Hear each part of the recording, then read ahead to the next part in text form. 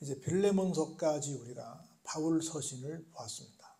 그리고 바울 서신에 이어서 이제 히브리서를 볼 텐데, 히브리서는 여러분들이 갖고 있는 성경책에도 약간의 설명이 되어 있겠지만 바울로 추정을 하는 이들이 많이 있기는 하는데 구체적으로 누가 썼는지는 잘 모릅니다.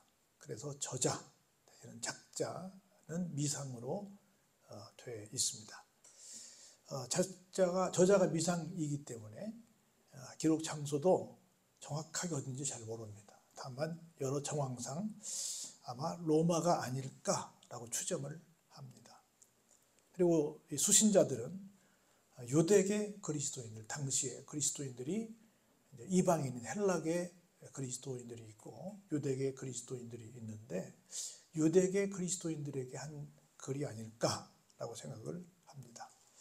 그리고 주제는 여러분이 아시는 것처럼 우리가 믿는 믿음의 어떤 대상이신 예수님이 정말 희생하셨고 또 모든 것들에 비해서 우월하시다라고 하는 것을 이야기하는, 다시 말해서 우리가 히브리서 그러면 뭘 얘기해요?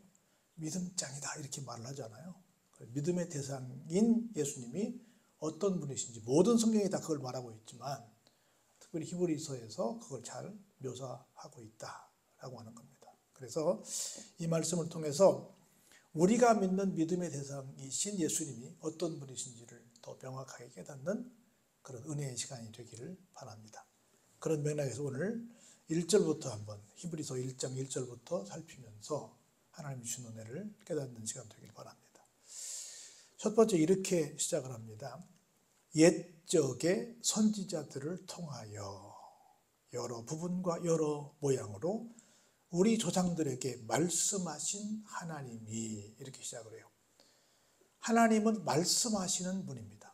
하나님은 말씀해 주시는 분이십니다. 하나님은 하나님의 뜻을 전달해 주시는 분이십니다. 그런데 그 전달 통로가 뭐냐면 선지자님들을 통해서 전달했다라고 하는 거고, 두 번째는 여러 부분과 여러 모양을 통해서 우리 조상들에게 말씀했다.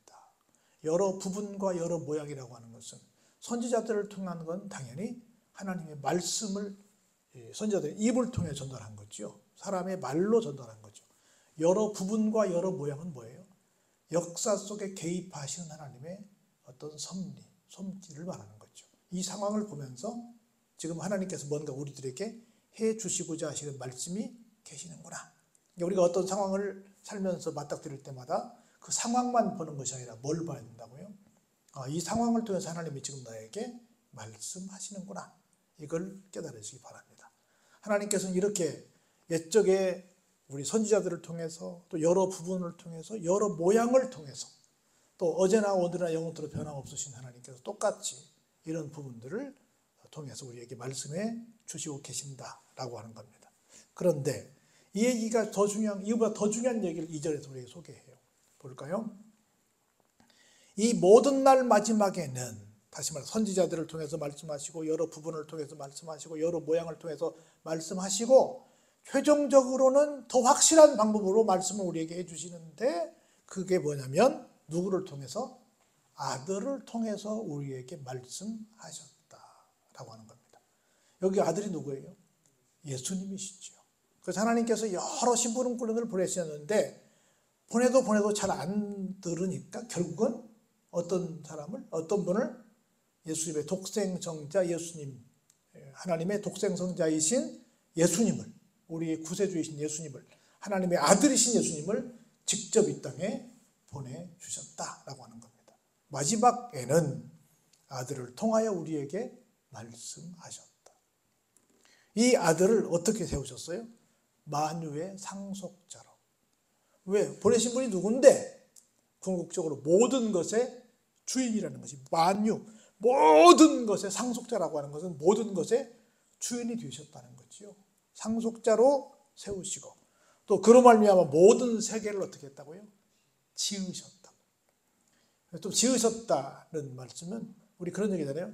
창조하셨다, 만드셨다, 지으셨다 이렇게 되는데 하여튼 창조의 역사는 하나님의 역사고 그걸 다 하나님께서 만드신 상황을 하나님의 뜻대로 더 멋들어지게 이렇게 변화시켜 나가는 모든 부분들을 아마 짓는다라고 설명할 수 있지 않을까 싶긴 한데, 하여튼 창조도 같이 하시고 또 이 모든 것들을 다 역사를 펼쳐가시는 일도 하나님께서 예수님을 통해서 다 하셨다라는 말씀을 하십니다.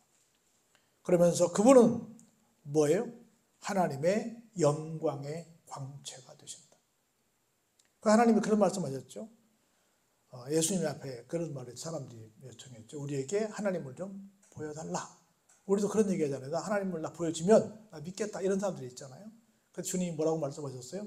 나를 본 자가 하나님 아버지를 본 자다. 이렇게 말씀하셨어요. 그래서 나오잖아요. 그 본체의 형상이 되십니다. 이는 예수님이에요. 이는 하나님의 영광의 광채가 되시고 하나님의 본체의 형상이 되십니다. 그래서 그의 능력의 말씀으로 만물을 붙드시고 죄를 정결하게 하는 일을 하시고 높은 곳에 계신 지극히 크신 이에 어디 계신다고요? 지극히 크신 하나님이죠.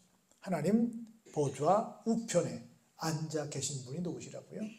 바로 예수님이시라고 우리에게 자세히 소개하고 있습니다. 그 1장 1절부터 3절까지 계속해서 처음에는 선지자들과 여러 부분과 여러 모양으로 말씀을 하셨는데 마지막에는 아들을 통해 말씀하셨다. 그 아들로 말할 것 같으면 이런 분이다. 만유의 상속자가 되시고 모든 세계를 지으시고 하나님의 영광의 광채시고 또 본체의 형상이시고 능력으로 말씀을 붙드시고 죄를 정결케 하시고 높은 곳에 계셔서 지극히 크신 하나님 보좌 우편에 계신 분이시다. 이분이 바로 우리가 믿는 구주 예수 그리스도 되신다라고 하는 겁니다. 그러면서 그분은 어떤 분이냐? 이는 그가 다 예수님을 가리키는 거예요. 예수님께서 무엇보다 뛰어나요? 천사보다 훨씬 뛰어나십니다. 그리고 그들보다 더욱 아름다운 이름을 기업으로 얻으셨다라고 말합니다.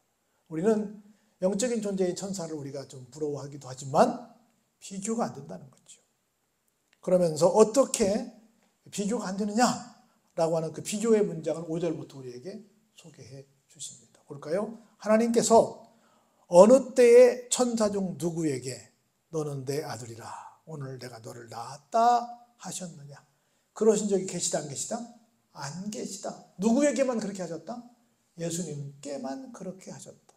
또다시 나는 그에게 아버지가 되고 그는 내게 아들이 되리라 하셨느냐? 그러신 적이 있다 없다? 없다. 다만 누구에게만? 예수님께만 너는 내 아들이고 나는 너의 아버지다 라고 말씀을 하셨다는 겁니다.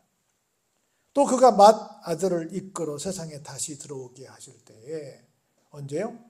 예수님 재림하실 때 그 말입니다. 하나님의 모든 천사들은 그에게 뭐 할 것이다? 경배할지어다. 경배해야 된다. 다시 말해 천사들은 누구다? 예수님을 경배할 대상이지 감히 예수님과 견줄 대상이 아니다 라고 말씀을 하시는 겁니다. 또 천사들에 관하여는 그는 그의 천사들을 바람으로 그의 사역자들을 불꽃으로 삼으시느니라. 비교할 대상이 아니라 예수님은 그는 예수님이에요. 천사들을 바람으로 사용하시고 사역자들을 불꽃으로 삼으시는 예수님이 그들을 통치하시고 부리는 그런 종이지 감히 같은 동등선상이나 내지는 예수님보다 더 우월한 자리에 절대로 천사를 두신 일이 없다라고 말씀을 하시는 겁니다. 그러면서 아들에 관하여는 하나님이여 주의 보좌는 영영하며 주의 나라의 규는 공평한 규이니이다. 규는 그 왕이 갖고 있는 봉이에요. 나무를 이렇게 들고 있는 봉이 있죠. 하나님이여 주의 보좌는 영영하며 하나님의 보좌는 영원합니다. 그리고 하나님의 그 규는 우리를 향한 통치의 그 수단은 공평하십니다. 주께서 의를 사랑하시고 불법을 미워하셨으니 그러므로 하나님 곧 주의 하나님이 즐거움의 기름을 주께 부어 주를 동료들보다 뛰어나게 하셨도다. 그래서 우리가 믿는 주님은 어떻다? 천사보다도 이따 나오겠지만 모세나 여호수아보다도 아론의 사양보다도 율법보다도 무엇보다도 다 우월하신 분이 누구시다? 우리가 믿는 예수님이시다 라고 계속 예수님에 대해서 자세하게 기술하고 있습니다. 또 주여 태초에 주께서 땅의 기초를 두셨으며 하늘도 주의 손으로 지으신 바라. 우리 잘 아는 것처럼 태초에 하나님은 천지를 창조하셨지요. 누구도 사람으로서는 절대로 이 지구도 어떻게 하나 못합니다. 근데 지구는 전체 이 우주 가운데 어때요? 정말 지극히 작고 작은 것 중에 하나죠. 근데 우리 사람들은 그 누구도 이 지구조차도 하나 어떻게 해볼 수 없습니다. 그런데 온 우주 만물을 다 창조하신 분이 우리 하나님이시다는 거예요. 그것들은 멸망할 것이나 오직 주님은 영원히 존재합니다. 영존할 것이요. 그것들은 다 옷과 같이 낡아지리니 의복처럼 갈아입을 것이요. 그것들은 옷과 같이 변할 것이나 주는 여전하여 연대가 다함이 없으리라 했습니다. 아무리 정말 위대하고 거창하게 보이는 이 우주라 할지라도 이 지구라 할지라도 언젠가는 다 없어지고 맙니다. 오직 주님만, 우리가 섬기는 예수님만, 하나님만 영존하십니다. 그러면서 다시 한번 비교합니다. 어느 때, 언제 천사 중 누구에게 내가 내 원수로 내 발등상이 되게 하기까지 너는 내 우편에 앉아있으라 하셨느냐. 그랬어요? 안 그랬어요? 그러신 적이 없어요. 그러면서 결론적으로 말합니다. 14절 같이 한번 보실까요? 시작.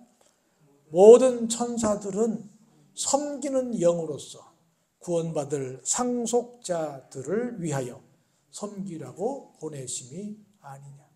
처음에는 예수님을 누구를 섬기라고? 예수님을 섬기라고 만든 존재다 이렇게 말씀하셨어요. 근데 여기서는 더 나아가서 누구를?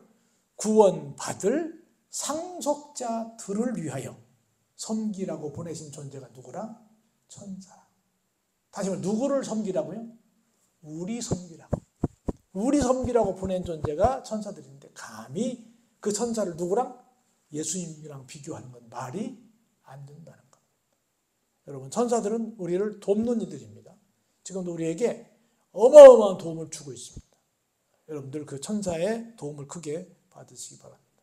그래서 많은 세계에 있는 종교들이 예수님을 좀 어떤 천사의 종류 중에 하나가 아닐까, 어떤 각 종교의 어떤 창시자 중에 하나가 아닐까, 대충 좋은 사람이라는 걸 생각하는데 세계 몇 대 종교 해가지고 이렇게 계속해서 예수님을 좀 다른 존재들과 좀 비슷하게 놓으려고 하는 시도들이 아주 많이 있습니다. 어떤 종교는 어머니보다 더 좀 약하게 이렇게 표현하기도 합니다.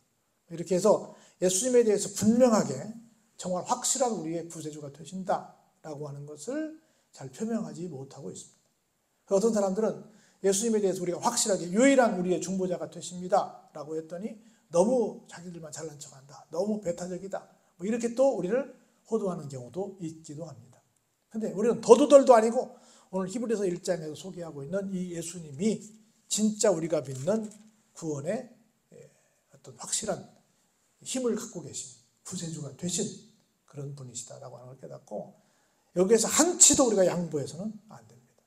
이분이 진짜 우리가 믿고 따라가야 될, 이분만이 길이요 진리요 생명이 되어서 우리를 하나님의 아버지께로 인도하실 수 있는 확실한 구세주가 되신다. 이걸 우리가 믿고 나가는 게 제일 중요합니다. 예수님에 대해서 그 어떤 말로도 우리가 양보해서는 안 됩니다. 다 좋은 게 좋은 거니까 예수님도 좋고 부처님도 좋고 공자명량도 좋고 마음에도 좋고 다 좋아요. 이렇게 말하면 안 됩니다. 우리의 진짜 구세주는 오직 누구밖에 계시지 않다? 예수님밖에 계시지 않고 예수님을 대신할 사람이 없다. 대신할 천사도 없다. 어떤 이단에서 자기의 교주가 예수님을 대신합니다. 누가 합니다. 얼마나 많은 이단들이 그 얘기를 해요. 근데 절대로 그 누구도 그 사람들은 다 말하면 예수님은 실패자이기 때문에 십자가에 돌아가셨기 때문에 실패했기 때문에 우리 교주가 그 자리를 대신한다. 이렇게 말하는 이단들이 굉장히 많습니다. 그 다 거짓말이라는 거예요. 궁극적으로 우리의 진짜 구세주는 누구다? 중보자는 누구다? 오직 예수님 한 분이시다. 예수님도 다른 존재도 있는 게 아니라 예수님만 그 자리에 서실 수 있는 분이시다. 이걸 깨달아서 어떤 경우에도 예수님을 나의 주님으로 꼭 믿고 그 예수님 붙들고 나아가는 여러분의 믿음이 되시기를 주의 이름으로 축원합니다. 은혜가